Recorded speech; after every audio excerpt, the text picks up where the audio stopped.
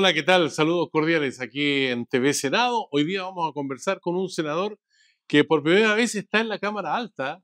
Tiene experiencia de parlamentario en la Cámara Baja, pero aquí es un nuevo escenario. Aquí está su ficha de presentación porque él viene del norte chico.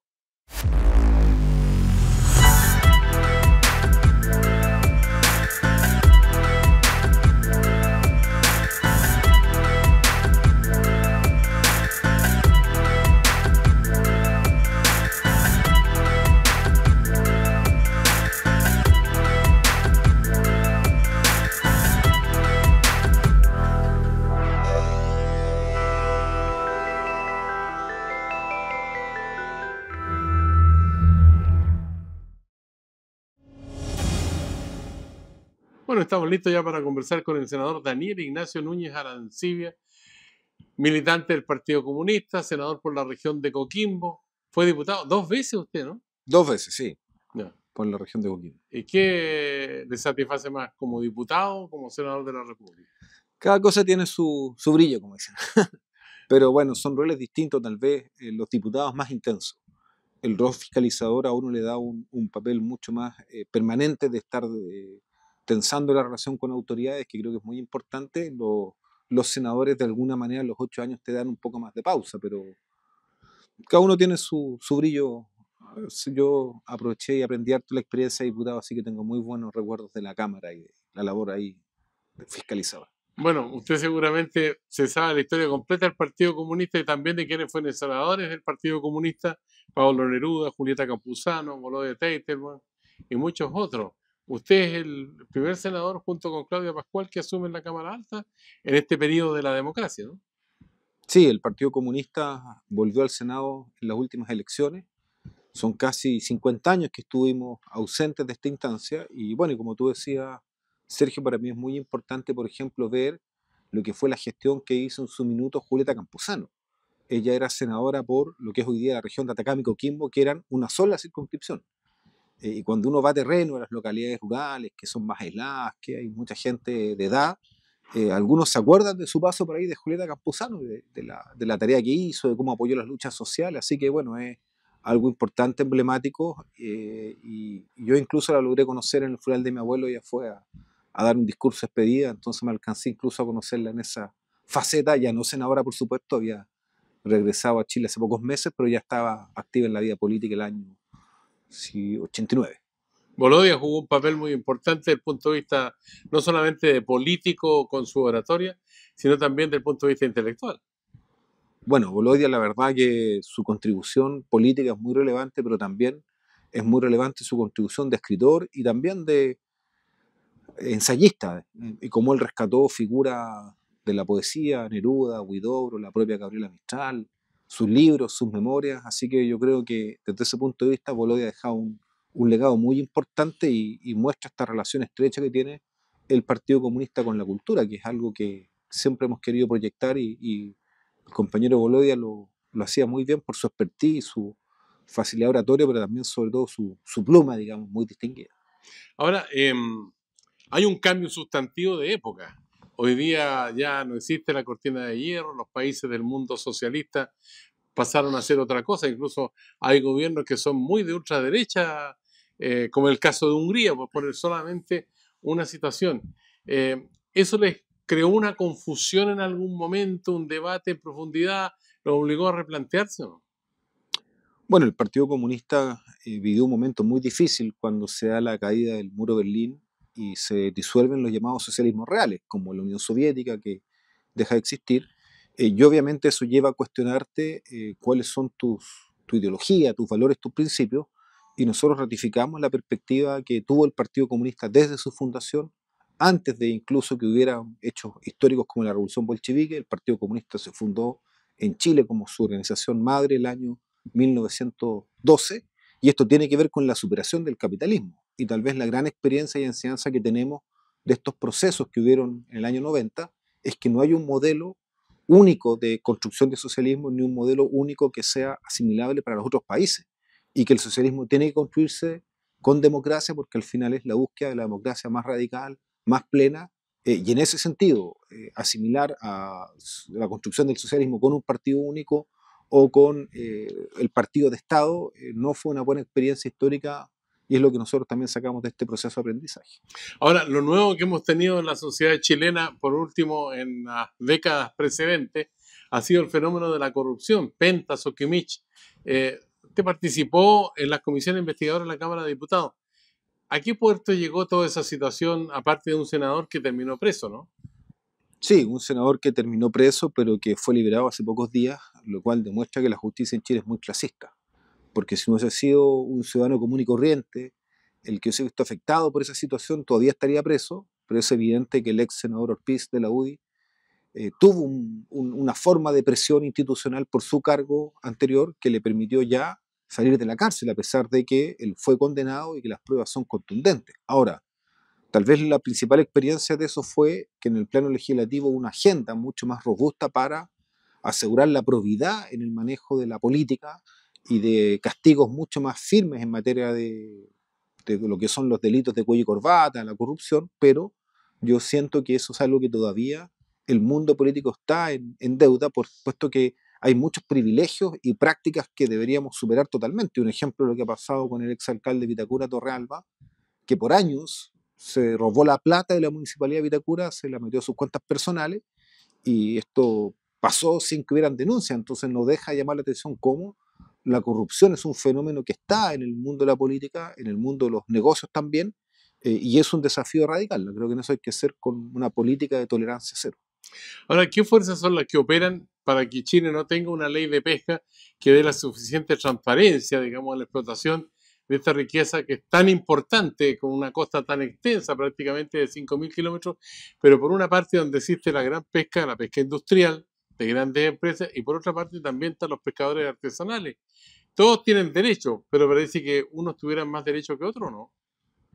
Bueno, tal cual como está hoy día la ley de pesca, quien tiene el privilegio en la mayor cantidad de propiedad de los peces y la extracción es la industria pesquera, y eso va en desmedro de la pesca artesanal. Nosotros creemos que eso se debe a lo que está aprobado por la justicia, fue la corrupción que hubo en la votación de la ley de pesca en el Senado, en la Cámara de Diputados, donde hubo esta coima que se le entregó al ex senador Ortiz, a una ex senadora, a una ex diputada Martí Sassi, y eso genera un vicio de origen en la ley de pesca que debe ser superado.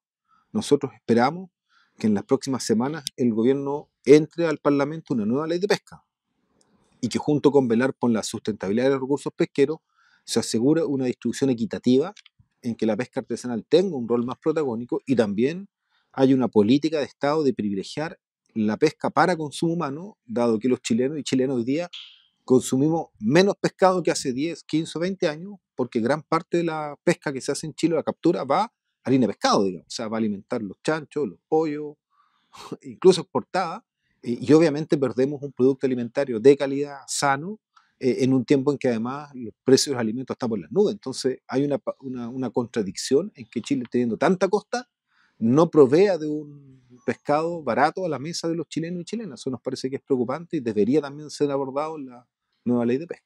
Senador Núñez, usted es miembro de la Comisión de Hacienda y seguramente está mirando con atención, seguramente que el resto de sus colegas de la Cámara Alta, el trámite que tuvo la ley de reforma tributaria, que fue rechazada en la Cámara Baja y ahora entraría por el Senado.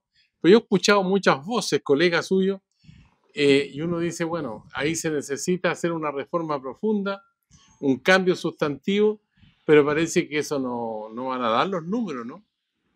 Bueno, no sabemos qué va a ocurrir. El gobierno está haciendo un esfuerzo de dejar una nueva propuesta que pueda ingresarse en el mes de julio al Senado, para que efectivamente logremos avanzar en una reforma tributaria, algo que es necesario para tener más recursos para financiar demandas sociales, pero también para generar equidad social. Chile, Sergio, es el país más desigual de la OCDE.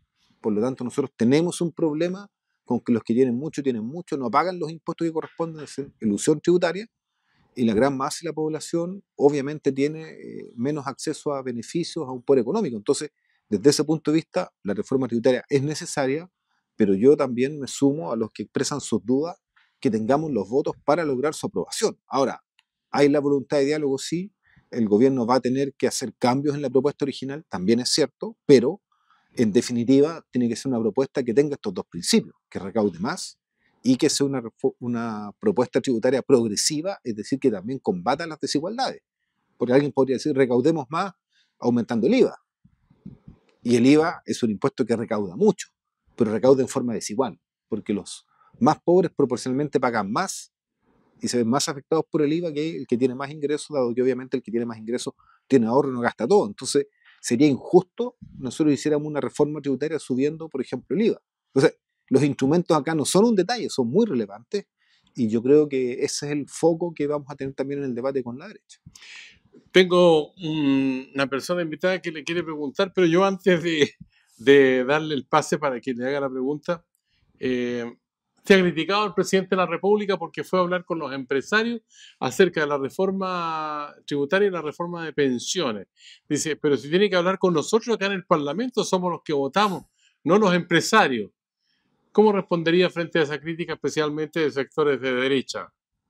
Bueno, yo creo que una crítica que es contradictoria con lo mismo que le han criticado antes al presidente de la República, valga la redundancia, es decir, piden que el presidente dialogue con todos en el país y con todos son todos los actores, los empresarios grandes, los medianos, los chicos, los trabajadores, las trabajadoras y también, por supuesto, los parlamentarios.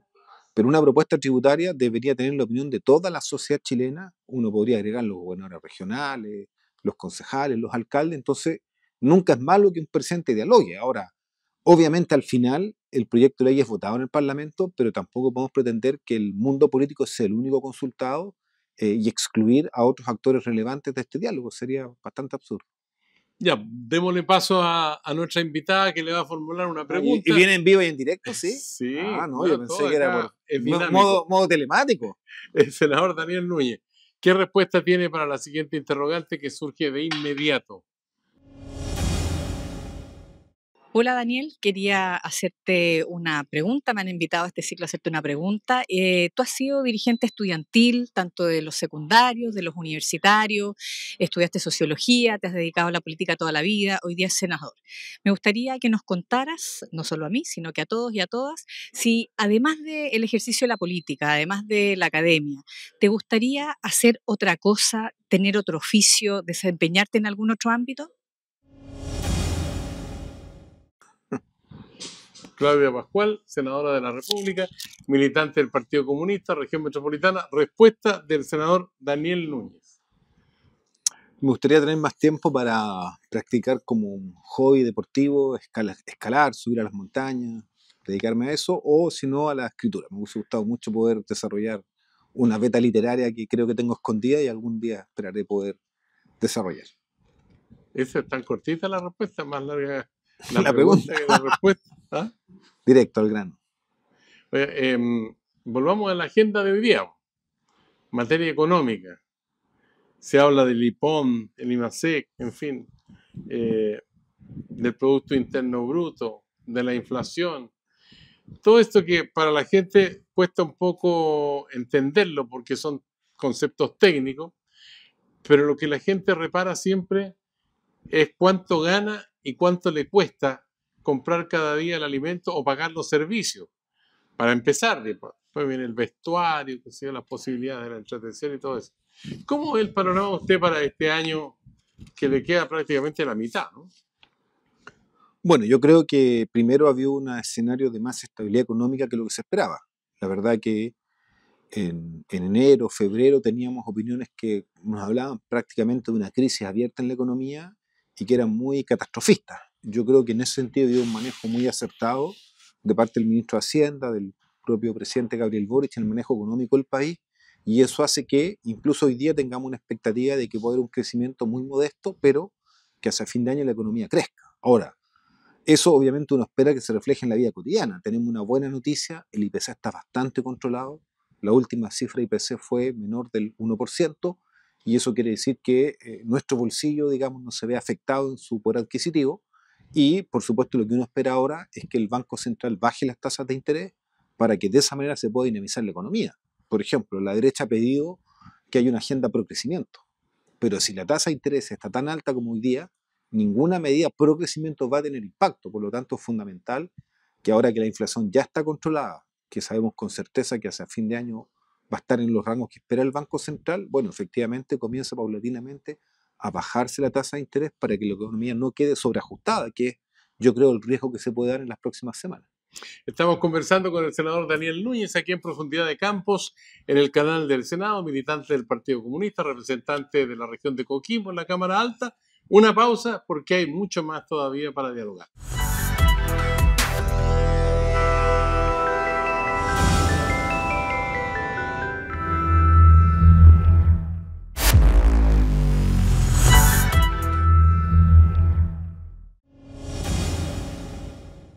Ya estamos de vuelta aquí en Profundidad de Campos en el canal del Senado. Diálogo con el senador Daniel Núñez de la región de Coquimbo, militante del Partido Comunista. Bueno, usted está como en el medio siglo, ¿no? Así es, sí, 52. 52 años. O sea, para el golpe civil militar, ¿usted andaba gateando o ya caminaba? Gateando, yo creo, empezando a caminar, 2 años, sí, por ahí. 2 años, ¿sí? Ya. ¿Y cuál es la mirada retrospectiva que tiene después de todo lo que, bueno, aprendió durante la militancia? Porque a usted le tocó vivir en la época de la dictadura que en los colegios no se tocaba este tema. Se hablaba del gobierno de reconstrucción nacional y todo eso, de cómo se había extirpado el marxismo en nuestro país. Chile era el umbral del futuro, eran algunas consignas. ¿Usted cómo ve esa época en relación con la que estamos viviendo para conmemorar estos 50 años del golpe de Estado? Porque no nos podemos hacer como que no sabemos qué ha pasado, ¿no? Claro, lo primero que uno ve es la importancia de que el país aprenda y tenga memoria de lo dramático que fue el golpe de Estado, el término de la democracia en Chile y también las brutales y masivas violaciones a los derechos humanos que conllevó la dictadura. Yo creo que eso es un aprendizaje histórico que tiene que perdurar en la memoria del pueblo chileno para que nunca más se vuelva a repetir. Y en ese sentido uno siente que cierta frustración cuando hoy día hay personas del mundo de la política, por ejemplo el Partido Republicano, que justamente reivindican a Pinochet, al pinochetismo, negando entonces estas barbaridades que fueron las violaciones a los derechos humanos que indudablemente tuvieron niveles de atrocidad jamás visto en Chile. Ahora, eso se combina también con mirar ya no solo lo que fue el 11 de septiembre, sino que lo que fue la Unidad Popular, un gobierno difícil, complejo, un presidente que tenía principios democráticos con mucha convicción, como era Salvador Allende, con tanta convicción que Salvador Allende hizo e intentó algo en ese minuto único en el mundo, y que era la construcción del socialismo y de transformaciones sociales profundas en un marco de democracia. Y a Allende se le podrán criticar muchas cosas, porque fue un presidente que se rigió hasta el último de sus días por el respeto a las normas y principios de la democracia. Desde ese punto de vista creo que ahí hay una experiencia muy importante para la izquierda respecto a reivindicar las transformaciones sociales por la vía institucional y en un marco democrático, entendiendo que las transformaciones que propuso la Unidad Popular eran muy importantes y algunas lograron niveles de apoyo unanimidad. La nacionalización del cobre, por ejemplo, fue votada unánime en el Congreso de la República. La reforma agraria no fue unánime, pero fue algo esencial para tener hoy día el desarrollo que tenemos en el mundo rural. Chile sin reforma agraria estaría anclado en el latifundio y evidentemente tendría mucho más problemas.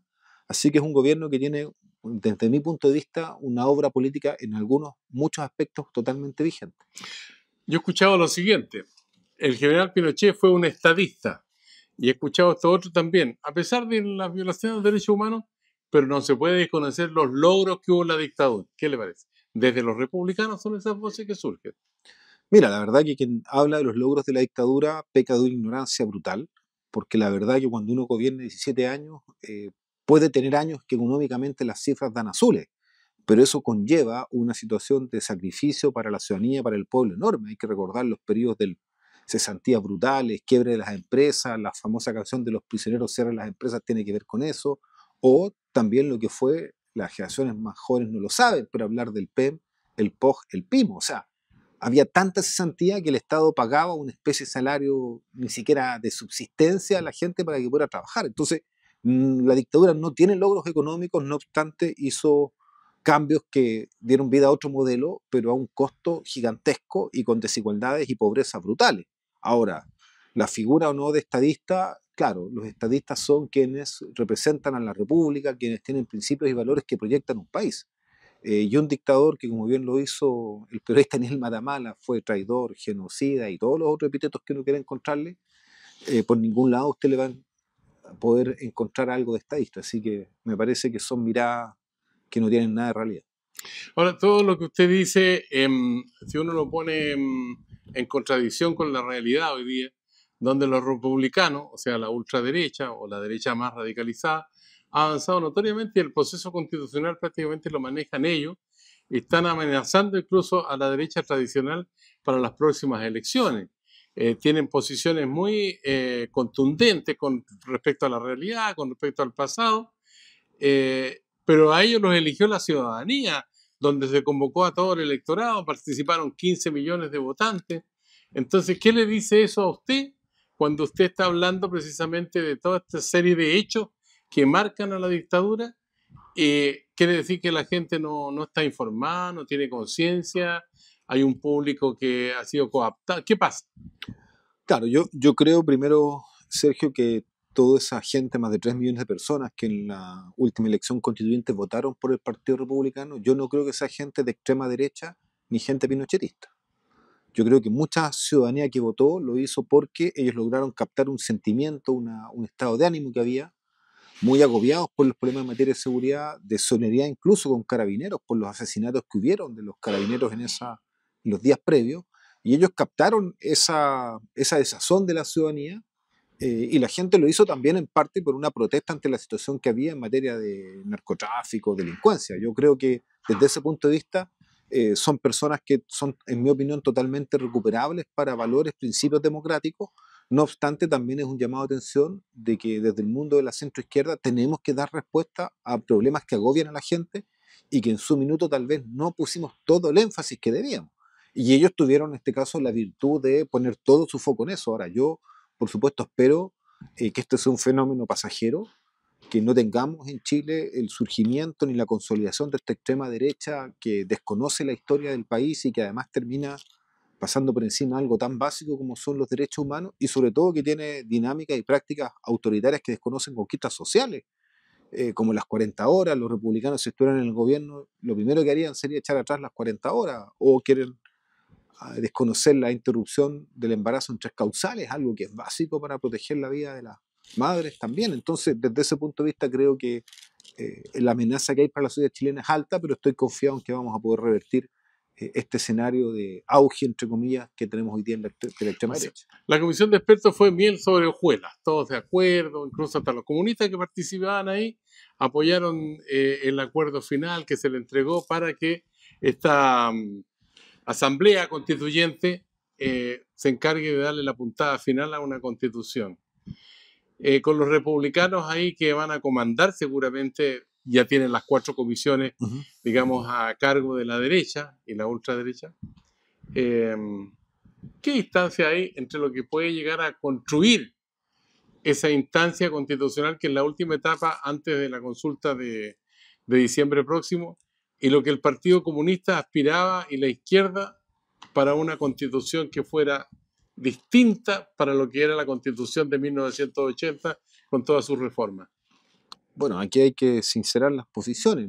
Lo que nosotros queremos como una nueva constitución para Chile está lejano de lo que emanó del comité de expertos, y tenemos mucha desconfianza de que los cambios que le haga a ese borrador de la comisión de expertos el Partido Republicano, que tiene mayoría con la derecha, sean cambios que beneficien al país. Por lo tanto, no queremos adelantar un juicio. Uno acá va a tener que ver el producto final, no solo el proceso, pero claramente si la derecha quiere usar sus mayorías para imponer su visión de sociedad, su visión de país, creo que no va a encontrar un respaldo mayoritario en Chile, y por supuesto que nosotros desde ese punto de vista como personas de izquierda no nos sentimos representados por esa futura constitución.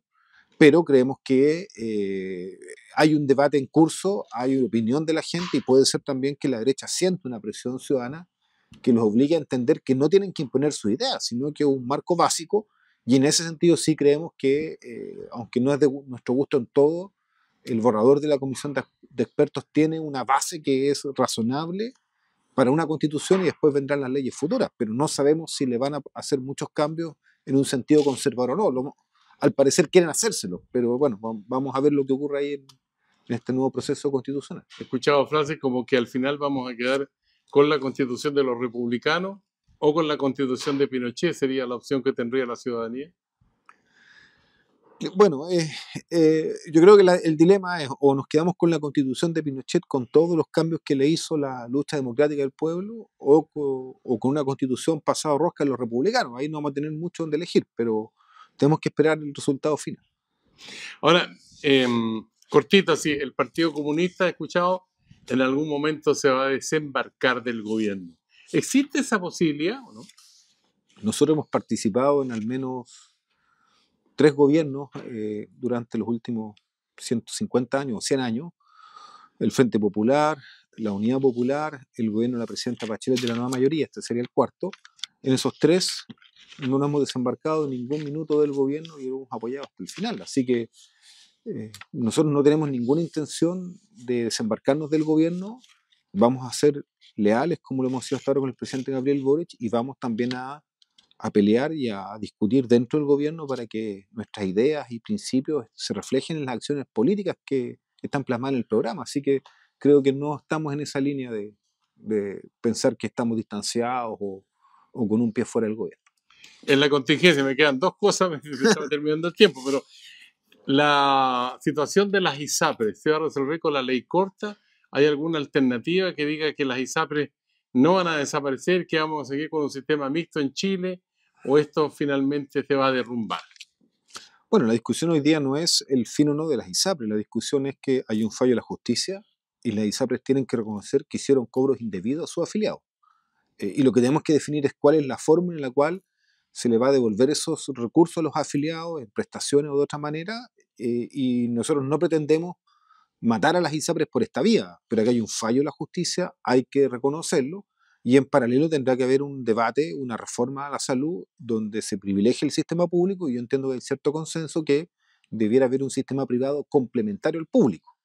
Si las ISAPRES entran o no en ese modelo, será una discusión posterior, pero hoy día lo que tenemos que hacer es asegurar que el fallo se cumpla sin provocar tampoco un descalabro con el quiebre masivo de las ISAPRES, pero en ningún caso vamos a aceptar el chantaje de las ISAPRES, que lo que quieren es que se desconozca el fallo de la justicia y bueno, ya sabemos cómo le fue a la vocera de la Corte Suprema que intentó defender a la ISAPRES, le fue mal, así que está claro que la Corte Suprema falló en la línea de que hay dineros que deben ser devueltos a los afiliados y que no pueden hacerle más alza unilaterales de los planes como se hizo anteriormente.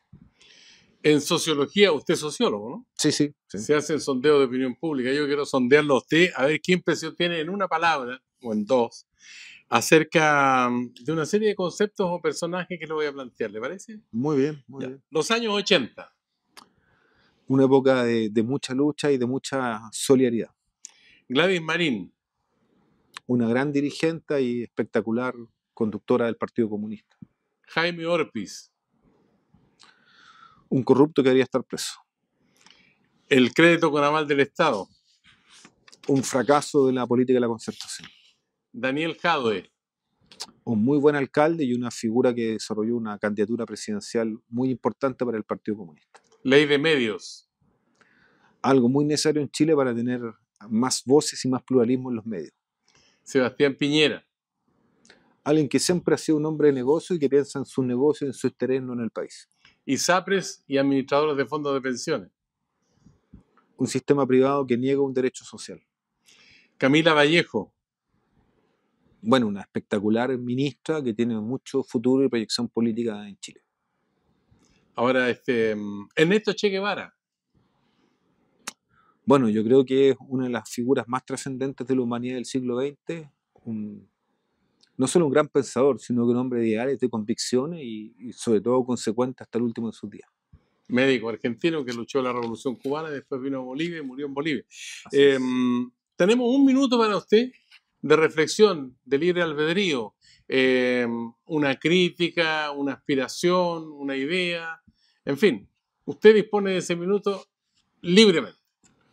Bueno, yo creo que en este minuto que estamos después de 2 derrotas tan complejas como fue el triunfo del rechazo en el plebiscito del 4 de septiembre y este resultado de las últimas elecciones convencionales en que la extrema derecha obtiene tantos votos, uno tiene que llamar a revivir los principios democráticos y a mantener los valores que nos permiten tener una sociedad civilizada. Yo creo que en ese sentido la defensa de la democracia, la defensa de las conquistas sociales va a ser algo central en la sociedad chilena porque de una u otra manera ellas hoy día están amenazadas y quien amenaza eso es justamente estas posiciones extremas con rasgos autoritarios como las que tiene José Antonio Kast y el Partido Republicano.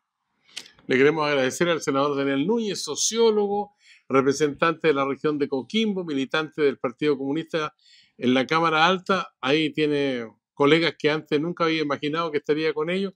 Y yo no sé cómo ha sido el trabajo hasta este momento, pero usted dirá.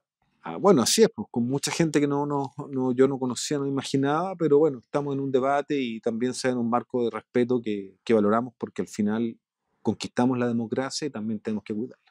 Muchas gracias, senador. Muchas gracias. Y a usted que sigue estas conversaciones aquí en Profundidad de Campos en el canal del Senado de la República de Chile, le decimos, será hasta la vista.